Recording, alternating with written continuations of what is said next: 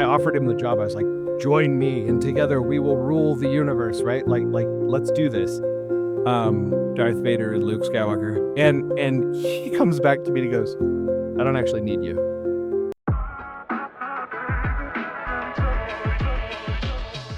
Hey squirrels, welcome to ADHD, where ADHD isn't some clinical diagnosis, it's just life. I'm AV, your always honest tour guide through this beautiful mess. Over here, we're not about fixing yourself. We're about figuring out how to actually enjoy your life as you are. So grab a snack and let's go. Okay, so to answer your question directly around how do I find a systems builder, because those guys are hard to find. That's actually what led me to build Entrepreneur's Apprentice.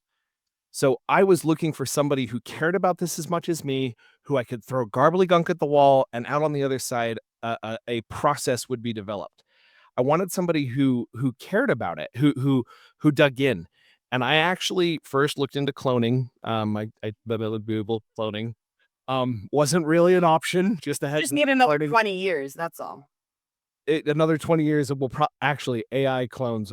It's going to be a thing. Like we're already kind of getting some of that out there. But the second piece of what I was looking for is like, wait, what if I got a time machine? What if I got a time machine? I went back in time, grabbed me from when I was in college. Because in college, I was young, hungry, stupid, and had a lot of energy. And time. So much energy and time. That's the key. Yeah. I had time on my hands to actually build. And so I was like, cool, I want a clone. That's what I want. I want a clone, but I want someone back in time. Wait a second, I'll just go to my alma mater. And so I emailed an old professor of mine and I was like, hey, can you put up this job for an entrepreneur's apprentice up on your thing? And I got 15 applicants off of one email. I was like, sweet. And so I interviewed them all. And I found one guy who literally was within one personality point of me on the Kolby test. If you ever taken the Kolby, I am 2-2-10-4. A literal clone. A literal clone. This is what I was like. I want a literal clone. Now, here's what's fascinating. I jumped on the call with the guy who's within one personality point of me, and he goes, I offered him the job. I was like, join me, and together we will rule the universe, right? Like, let's do this. Darth Vader, Luke Skywalker. And he comes back to me and he goes, I don't actually need you. I was like, wait, what? Why did you apply for the job? He's like, I don't know. I just wanted to see kind of where this would go. And I was like, you don't need, dude, I'm you in 10 years. I've made all the mistakes you've made, you're going to make. Like, join me. I will show you. And he goes, yeah, I don't need you. So then I found some people who were kind of a little bit different than me, enough that they were willing to join me. They didn't see that they were like, oh, I have all the superpowers that guy has. I don't need him. Well, oh, okay. So maybe I just need somebody a little bit. Oh my God, we're so annoying. Those guys, you ready for this? Those guys burned out after 2 or 3 months. Do you know why? Because they got an idea and they went and did it. And I was like, okay, this is not working. The clone thing was a total bad idea. One guy of those first 15 that applied, he messages me and says, Will, I want this so bad, I'll work for free. Mm-hmm. I was like, what? And I had him take the Kolby test and look at it. He was my exact opposite. And I was like, all right, can't beat free. So we dove in and he outperformed every single other apprentice that I found. And it dawned on me, what I need is a clone from the standpoint of the passion, excitement, but in reverse. Exactly. My opposite. And so a complementary clone is what I call it now. And we built a machine that finds these young, hungry, super talented, get her done, non-idea entrepreneurs and pumps them out. So that's what Entrepreneur's Apprentice is. And we've got support frameworks built into it with a no babysitting guarantee so that the ADHD guys who are really bad at managing people don't screw it up. So the systems builder is an individual who you have to treat delicately because they will burn out if you don't figure out how to work with them. Mm-hmm. And that's what Entrepreneur's Apprentice is all about.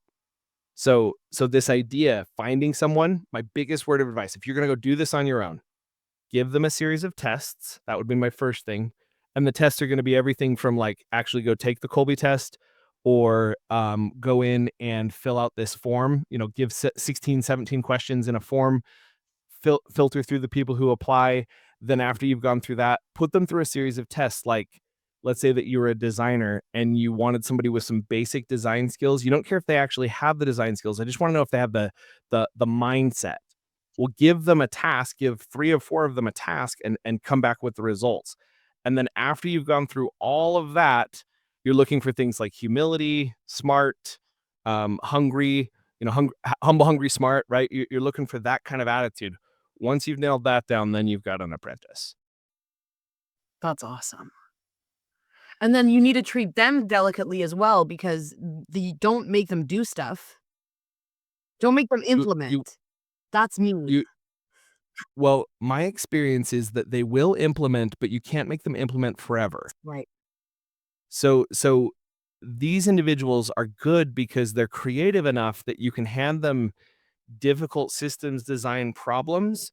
Like, hey, I need a tool that records all my meetings.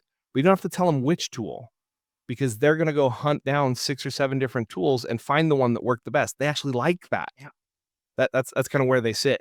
Now, if you make them use that tool for the next 100 iterations of whatever it is that you're building, they're going to jump off a cliff. And the cliff is, I went and took a new job. So for you, the systems builder will implement, but not in eternity. If you make them implement forever, they're just going to fall apart. But that's kind of the role that Entrepreneur's Apprentice fills, is finding those diamonds in the rough and then helping people connect with them. I think that literally every business needs this. Yeah. Every single entrepreneur that I know needs this. And I mean, I definitely need it because I need all of my clients to have done it.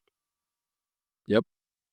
You guys need somebody, because I have my one person, and every time I try lend them out to a client so they It blows do up. for them what they do for me, not only did they burn out, but like I took them away from my company.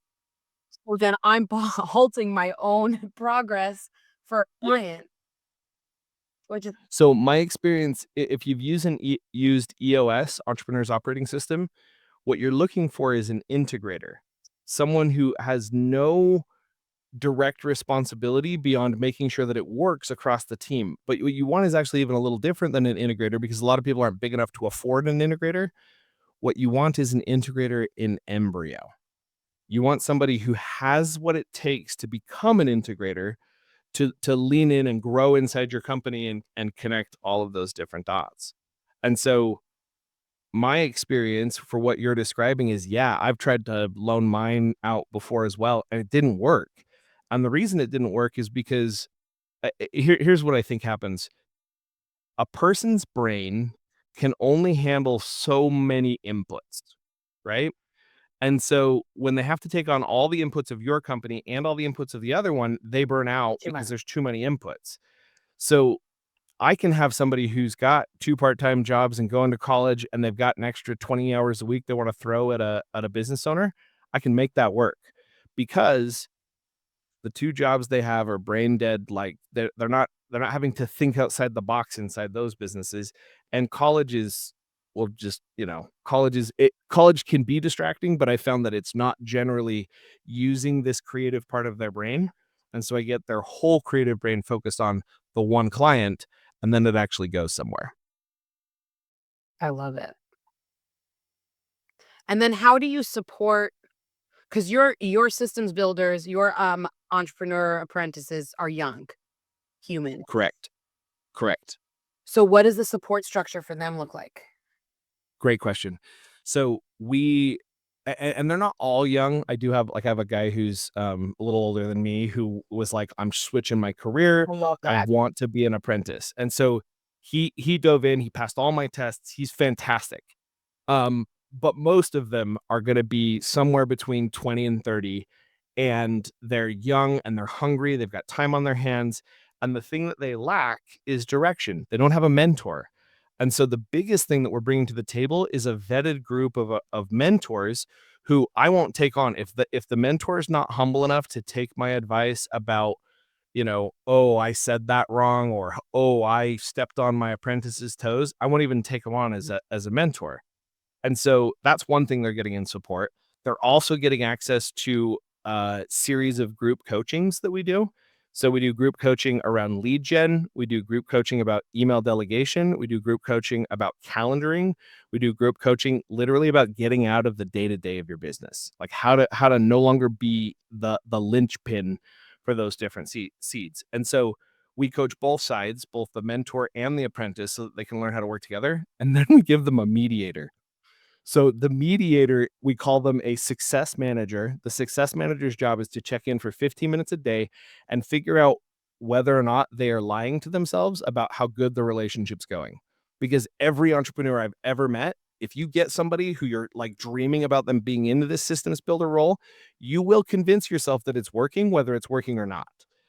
And you will let it go for 3 or 4 weeks until you're like, damn it, I'm out of this. I'm firing that individual. Like you will go that far. Yeah. Well, if you have a mediator who's poking at that and asking questions that are going to help you realize, oh, I actually am a little bit dissatisfied. Oh, I'm dissatisfied because of X, Y, and Z, but I didn't communicate that to my apprentice. So how would they ever have known that? Oh, and then the best part, you don't actually have to communicate it to your apprentice because the mediator, the success manager says, I'll take care of that. And they go jump on a call with the apprentice, help them see what's going on, and then they bring you both back together to have the difficult conversation so that when you have it, you're better and better and better at having it in the future. So these apprentices are given support to no end to make sure the relationship works. And if we have a mismatch, we bench the apprentice, put them back in the pool, and put them with another mentor. Mhm. Or we bench the apprentice and figure out that wasn't a good fit, and we toss them out of the pool. So it just depends on what's there. The other thing that the apprentice gets is these guys are business owners that are in risky businesses, right? Like business changes next month. Poof, I don't have budget for a systems builder anymore. Poof, I do. Poof, I don't. Well, that's a lot of insecurity. Most of these apprentices will actually jump on it still. Be like, hey, they've only got a month's worth of budget. You still good to take this job? And they're like, yeah, let's do it. Let's see if I can prove my worth, which is really cool. I love that. But when it does fall down, what we do is we actually help the apprentice by placing them with another mentor. So the apprentice can find some stability inside Entrepreneur's Apprentice. And we've even done bridges where we bring them into Entrepreneur's Apprentice and work on something for us for a month while we're finding them a new mentor. And so the apprentices get a lot of support from that perspective, and the mentors get a guaranteed individual who's going to lean in. And if they don't, we've got 7 or 8 other people. And because the apprentices are working for us from a standpoint of like, that's the relationship, they'll train their replacements. Find me one other job anywhere where the old employee will train the new one and it's actually a positive relationship. I got like 3 or 4 different examples I can point to in the past little while. Yeah, that's the way it works at Alisto as well, but only because intentionally we desire it to be that way. Like it Well, makes effort. yeah, well, and you find people who are willing to act with that level of integrity. And so when you find a personality mismatch, and so this is actually very interesting, Avi, because you're the only individual I've ever met who, in answer to that question, you're like, oh no, it works that way here too. Everybody else is like, what? So I think it's cool that the two systems and banners over here The are same. completely separate from each other. We're just Yeah, the same. we figured out. It's whatever. Yeah, we just figured that out. But yeah, no, that's We even kind of the world we live in. skipped the blonde and redheaded version of the same. Yes, exactly. Nailed it. Nailed it. Being burly.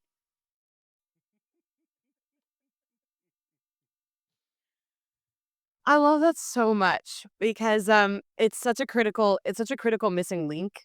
And okay, wait. I have another question. How often do we fire mentors? Great question. So what I've discovered is that mentors generally fire themselves when it comes to that point. And the reason they fire themselves is because they realize they don't match my culture, right? And I come down on them like a ton of bricks in this situation. I'm like, dude, okay, I get that you think you delegated that correctly. Can I show you how I would have delegated that? And they're like, "Oh, that's totally different than what I did." It's Mhm. like, "I know, because what you got, the result you got is a direct representation of you throwing crap over the fence to the point where it wasn't even crap they could figure out what to do with." It wasn't a systems design moment, it was a squirrel moment for you where you threw the squirrel over the fence and your systems builder was like, "What the heck is this? Mhm. I don't even know how to handle this." So, my experience is that those individuals, if I come down on them enough times because we've had to have a heart-to-heart conversation, they ask to leave. And I'm fine with that, I'm actually great with that. One of the things I'm looking for in mine, I'll fire them before they ever become mentors. So, in the very first meeting with them, I can tell, I kinda put on my coaching hat during the sales process, and I'll find something that they haven't done well or some part of their process that's broken, and I'll say, "Hey, do you mind, this is a little bit different than a sales hat. Do you mind if I put on my coaching hat for a minute here? And just I see this point that could really be better in your process. If you're open to it, I'm happy to give you some ideas."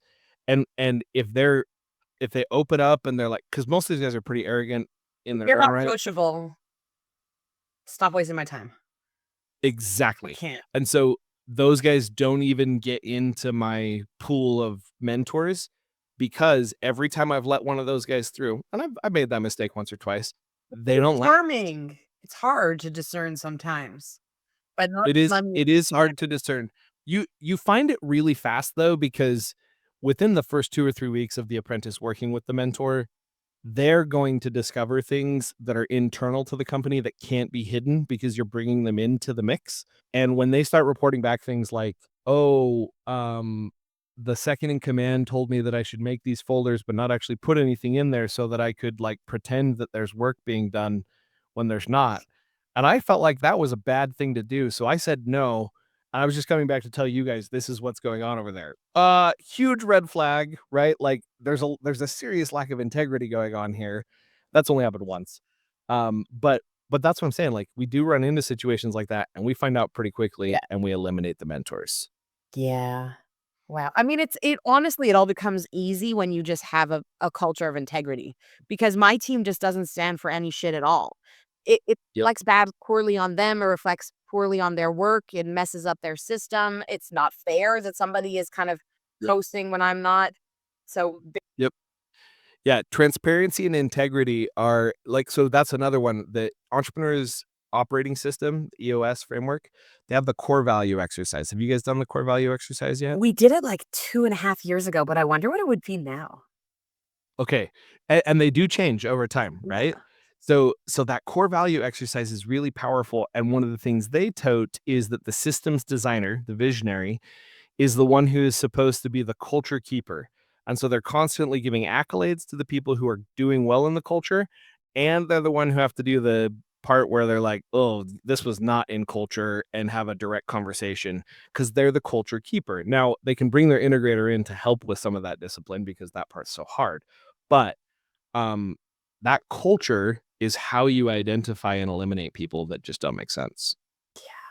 In a way that's not just based on gut.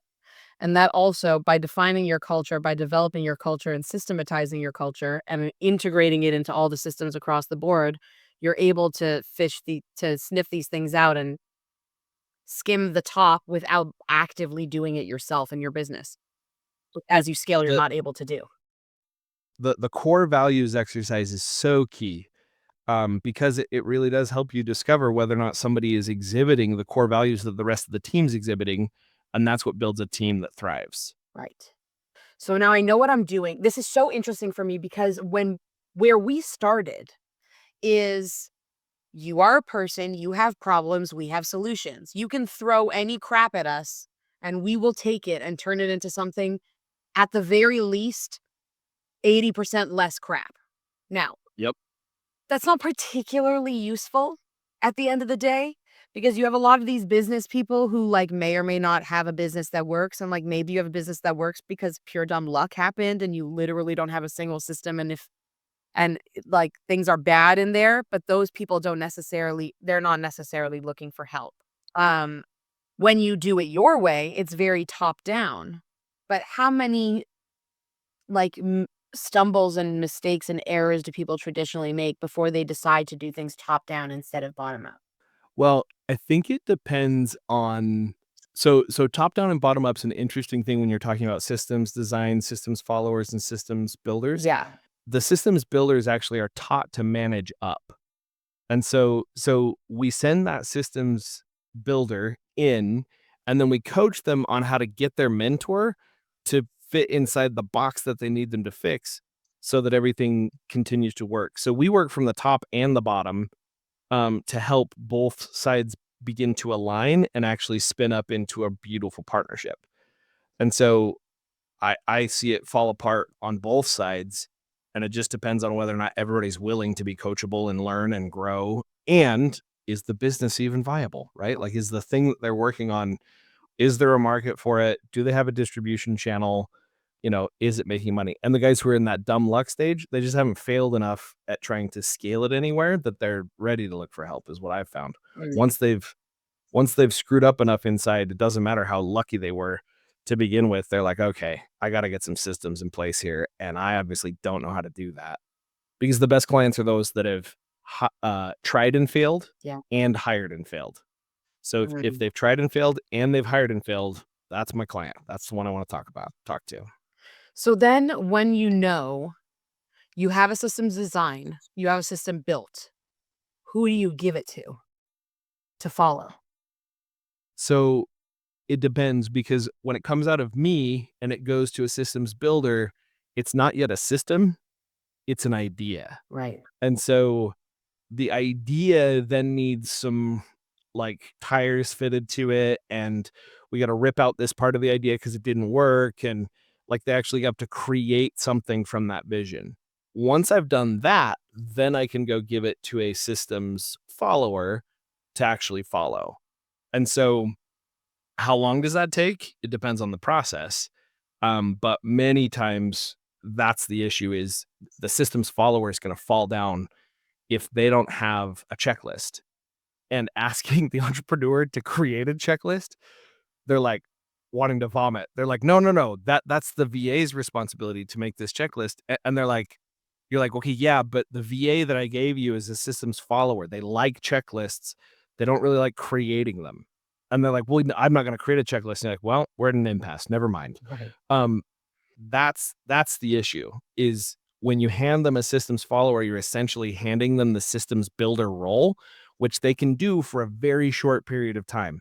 But then they're like if they do it 3 times and we need them to do it 100, right? My stamina for like actually doing systems builder work, I can do a system or a process 10 to 15 times. When I started, I could only do it 3 times. Mhm. I would do it 3 times and I'd be like, cool, I figured out how to turn the wheel next.